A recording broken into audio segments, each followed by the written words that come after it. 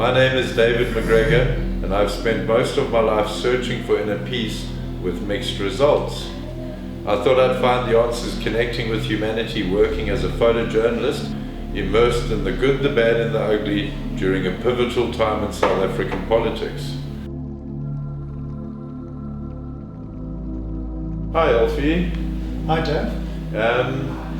Very interesting topic. Please tell me a little bit about your journey in life and how you came to explore your inner consciousness a bit more.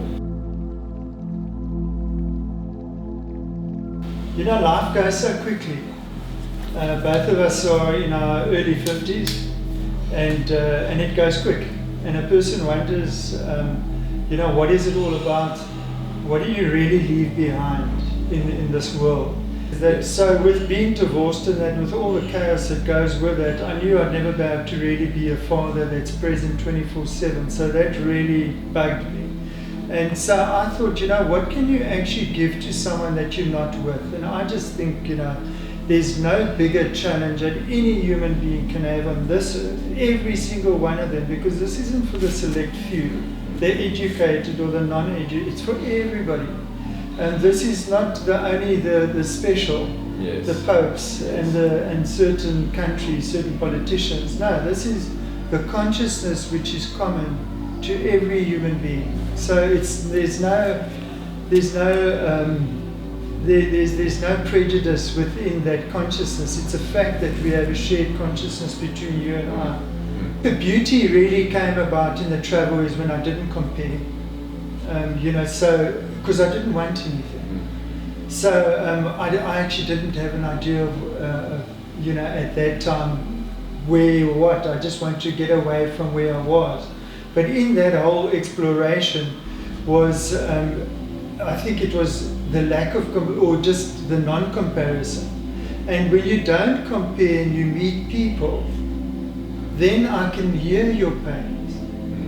I can see the similarities between us because our consciousnesses are creating the same chaos. Yes. Because you're as sad as me, you're as hurt as me, you're battling as much as me, you believe, you have faith and hope and souls and everything. Now, responsibility starts within me. I am responsible to have a mind that is in order. A mind which is not caught in the past, psychologically. What's interesting with that is that if I take responsibility for my consciousness, that's taking responsibility for the whole of humanity, which includes my family. Because we all have this idea that, no, responsibility for my family first, then I'll feed the person outside of my family. Yes.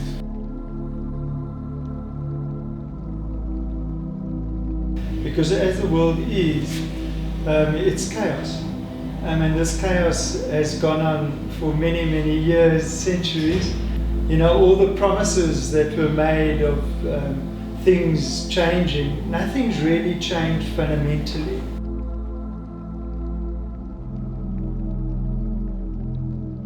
So the outer world has its structure, very solid structure which doesn't really flinch. It's always added to, let's say with technology, obviously your history is always added to your engineering, your medicine, etc., etc. And even religiously. Religions, there are many religions which are added to every year. Within that whole mix, that is the contents of our mind. Because the mind has created this society that we live in. If a person can stand back, so you're just looking. So I'm not in the mix. I'm just standing back psychologically, I'm just looking. So I'm not looking through my experiences, my idiosyncrasies.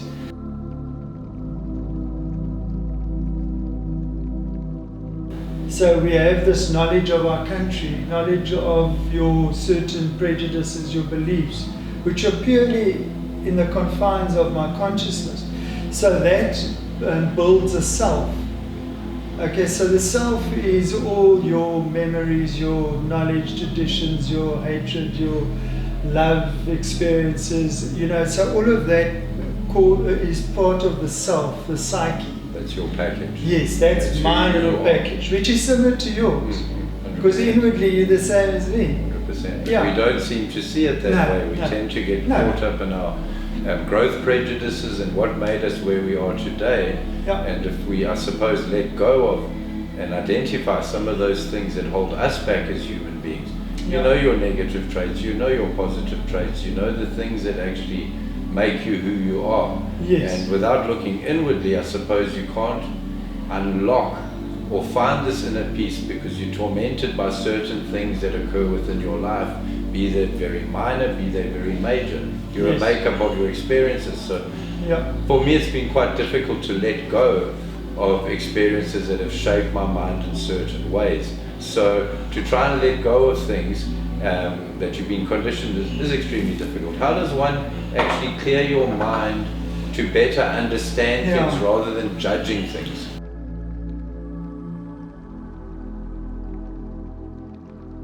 I think it's really, really important initially just to know that we are centered. That's why society is so broken. Society is broken because the individuals are not really individuals, because I've got my prejudices and my racial prejudices, and so that whole separation within me separates me from you. So that is centered around the self, which is illusionary because it's just in my mind. It's the conditioned self. Yeah, the conditioned self. That's something that I inherit over time. So I'm born into a certain idiosyncrasy, certain conditioning. Knowingly, unknowingly, your parents implant this, you're a wonderful family, you're not, and you're part of this and that thinking in that little society where you're brought up. So your Indian society has their conditioning, South Africa has theirs, America, you know, everybody has their little conditioning. But it's centered around the psyche, the self, because society is made up of individuals, obviously.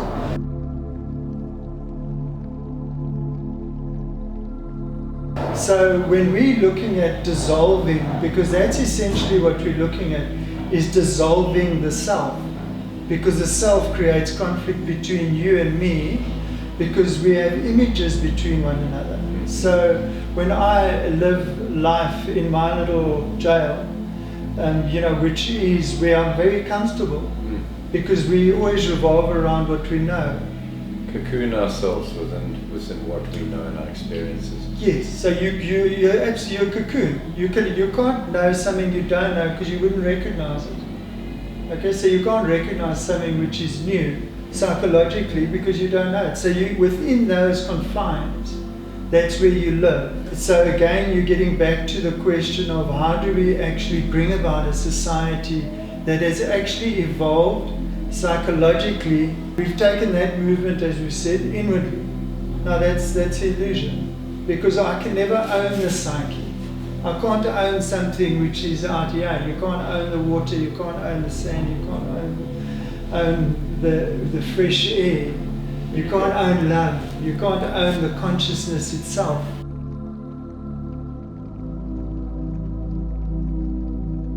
When you're released from the fragmentation which is in my consciousness, because remember, my knowledge of myself psychologically is the barrier between me and you. So when I absorb that, just through being aware of it, I can't write a book and use the book to dissolve this, because that's limited. Okay? So inwardly, I have to just look. And just look and understand that inwardly we are not separate. Okay, psychologically there's no separation. The consciousness is an inseparable whole. Consciousness is inseparable whole. We have divided it through being centered, and that's where all the chaos starts.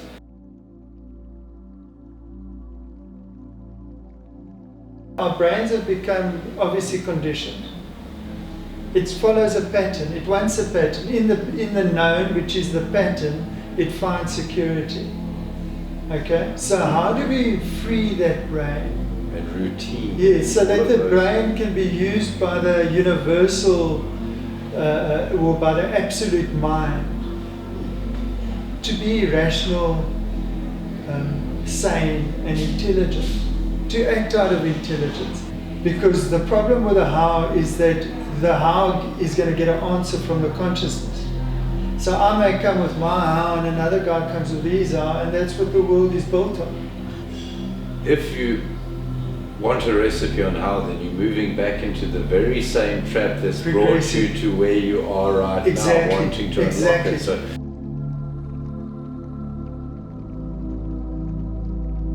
but just remember, our prejudices are the past. From that pool of consciousness which we know. My child is born into this world and she gathers her prejudices and opinions. She gets them from this consciousness, which is in conflict. As peaceful as you want to be, you're sitting on top of a mountain and you're isolated from society. You can't sit like this all day and night. Life is about relationships. So in the relationship within myself and between you, there will always be conflict when I live in the confines of my consciousness. Because the consciousness is the known, and the known is the past. mm-hmm. So how do I drop this thing that my fuel for my consciousness is the past? Because once you know it, that it's poison, and you realize that if you're living out of the known, it can only bring conflict. You know, because if I've got a prejudice about you and I've lived an image about you, then obviously we're in conflict. But even before I open my mouth, yes, we can be in conflict even though we don't realize it. Because you're from Germany and I'm from this country, yes, and you Muslim and I'm this, and then we start battling each other psychologically.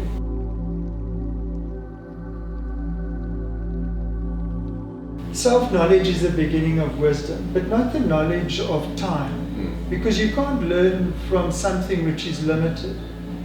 Okay, so I have to study something which is alive. You know, so I can only deal with what is right now. And that's beautiful. Because then I don't have to rely on anyone outside. When a person can just be humble and still and look at the outer and realize that the outer, the society, the hurts and prejudices and things that are going on in society starts in me, and look at the consciousness with care. We share that consciousness. It is indisputable. Well, I suppose consciousness could also be conditioning. We share that is the conditioning. It's in the consciousness. 100%. That forms Our a conscience is conditioned in a certain way. We are making decisions about ending wars, but yet in that consciousness which is in conflict, we try and come to peace through war. So your first step is war, it's a crazy concept. And your second step you think is going to be peace. You know? The history continues and repeats itself. Totally. Cycles of it. And there you can see that you know, everything will be very diluted, but it will always have that strain of pain. Love is not the opposite of hate. Okay, because if it was, then it would be rooted in hate. So obviously love is pure. So the same thing with love. Love is not tinged by thought, because thought is limited. So thought can never explain love.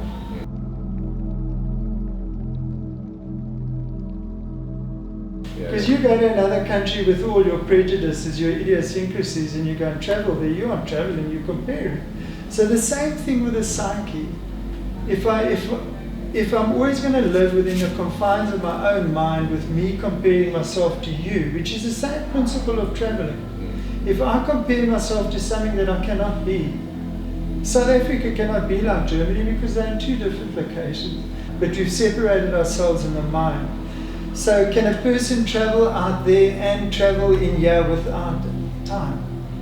Meaning comparison. But inwardly, well, where's time? You have time to go from here to there, but psychologically there's no time.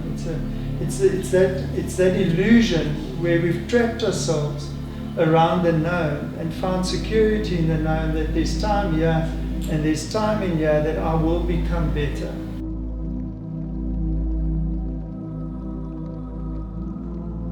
I suppose that to actually change things and to change the world and to change humanity's perception on things, these age-old perceptions and these age-old prejudices, one almost has to unlearn everything you've learned. As long as you don't use time. So there we've answered the how. So unlearning is not through time. So just with observation. So you are traveling there and over here without time. I'm just looking. I'm learning. I don't know. I'm just learning. You know what I mean? I'm window shopping. Yeah. I don't want anything. Yeah. I don't want anything inside here.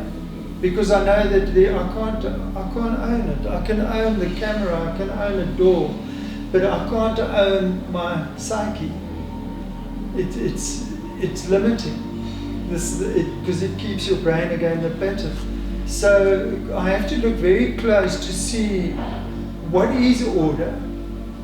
You know, order is not something which is prompted from outside. So order is maybe something you don't really want to come up in the true sense, but it's organizing, it's kind of understanding, tabulating, you know, and in a lot of ways order has a kind of ring of authority to it. Yes. And I suppose one wants to move away from the whole authoritarian way, because that's the way we conditioned, is to not clutter and not jumble, but just to kind of not be so regimented with an order, because life is very regimented, and that goes back to the kind of war and the conflict and everything. Exactly. Conditioned in a way that we conditioned to take orders and instructions and to act upon them.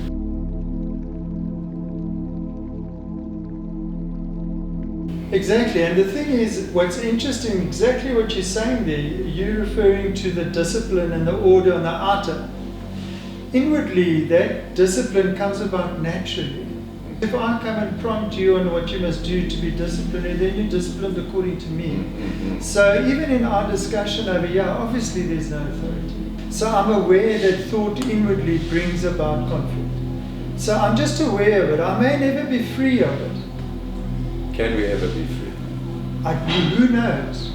But I know that conditioning has caused this society, because I can see for myself. There is no separation between the outer and the inner. Thought has created the separation between the outer and the inner. We learn that there's a separation between inner and outer. No, thought has created the barrier, because thought thinks in opposites. Thought is dualistic. And a very wonderful example, and it's such an easy example, is that let's say I'm aggressive. For me to overcome my aggression, Yes. okay, I go and create the opposite of being peaceful, and Yes. I find some distraction, Mm. be it religiously, be it exercise, be it women, drugs, overeating, traveling, something, but I never stay with what I am.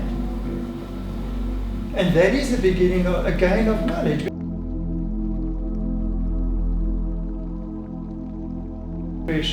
But essentially, we need to end the dualism.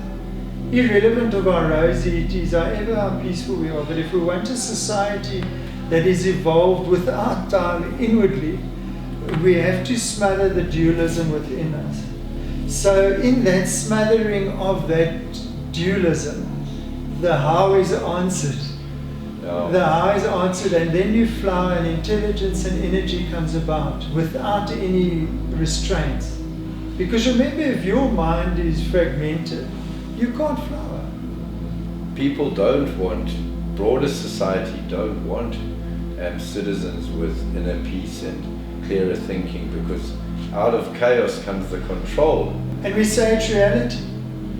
Well, that's exactly it. And so essentially we're looking at this thing that we call reality, and we say, but listen, reality, what's it built on? Where does reality start? Now we say, okay, here's reality, yeah, because the outer is the inner. The outer is a product of the quality of the inner. Mm. So if the inner is in order, the outer will be in order. Because the inner is not in order, the outer is not in order, and we see disorder out there. We've got people who are starving, we've got wars going on. These things should be bothering us essentially. Bother everybody, it should, because if we really care for people being born into this world, surely you should be proud of your home, which is earth.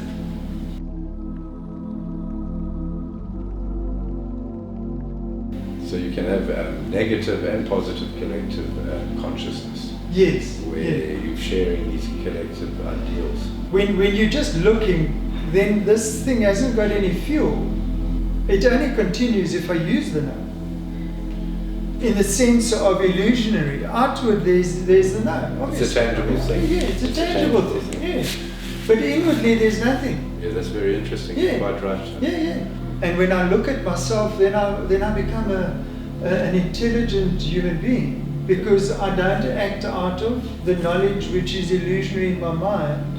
So, I suppose that inner peace comes from wisdom, from being wiser, from actually all your collective experiences and taking and using what you can for positive, because we want positive consciousness.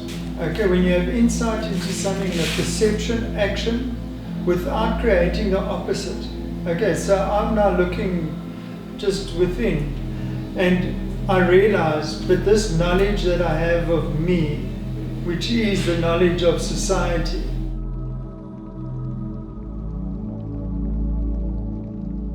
which can't recognize anything new because I live out of the known. Okay, that knowledge I'm looking at, that's insight. Yes. Okay, so there's positive, there's negative, there's a whole lot of chaos going on because it's living in conflict.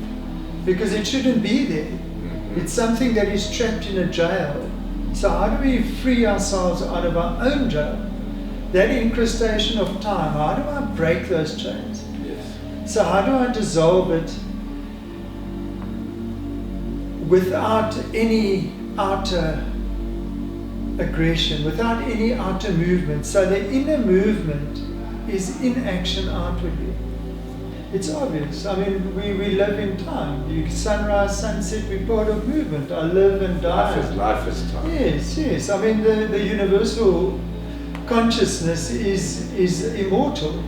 We have created mortality. Yes. Through this consciousness, which says, yeah, well, if you die, where are you going?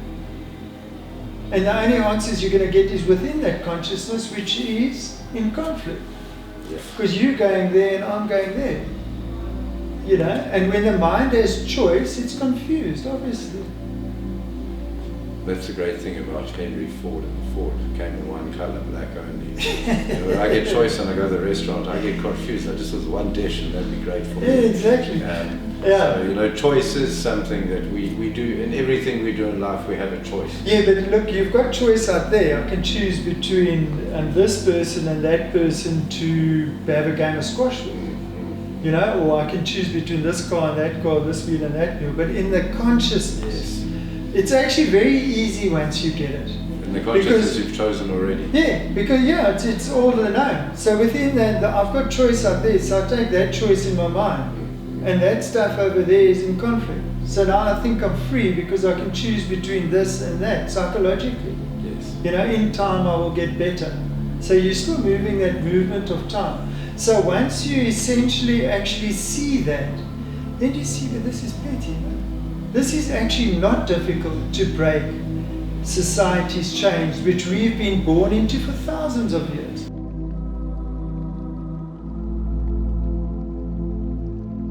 So can I just observe my consciousness? Can I be attentive of the whole movement of consciousness? Because that's what it is. Because our consciousness, this morning you wake up at this time, you do this and that. There's memories that are going into my consciousness and I'm building all the time in those confinements. When I'm free from the known, intelligence comes about naturally.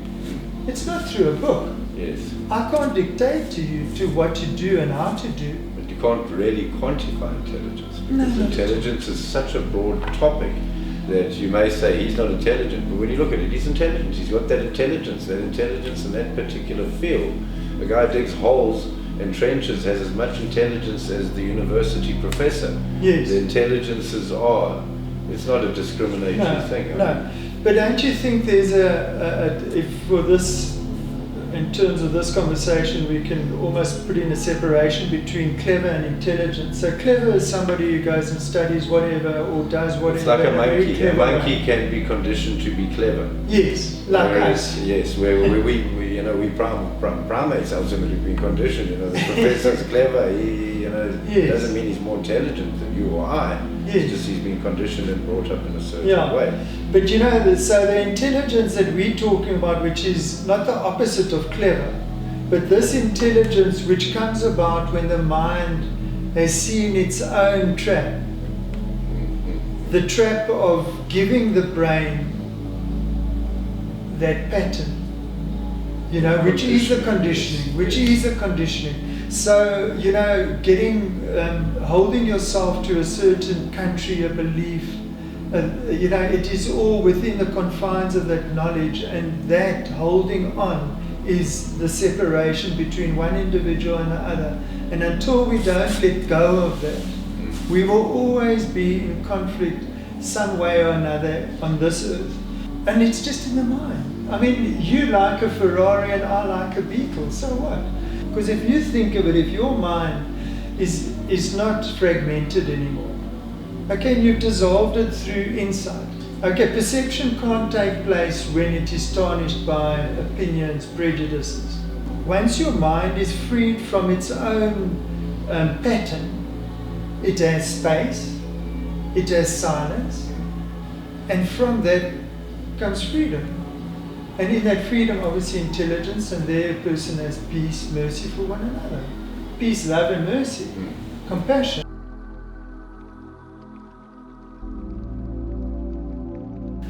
In actuality, the observer is observed. There's direct observation within my own consciousness.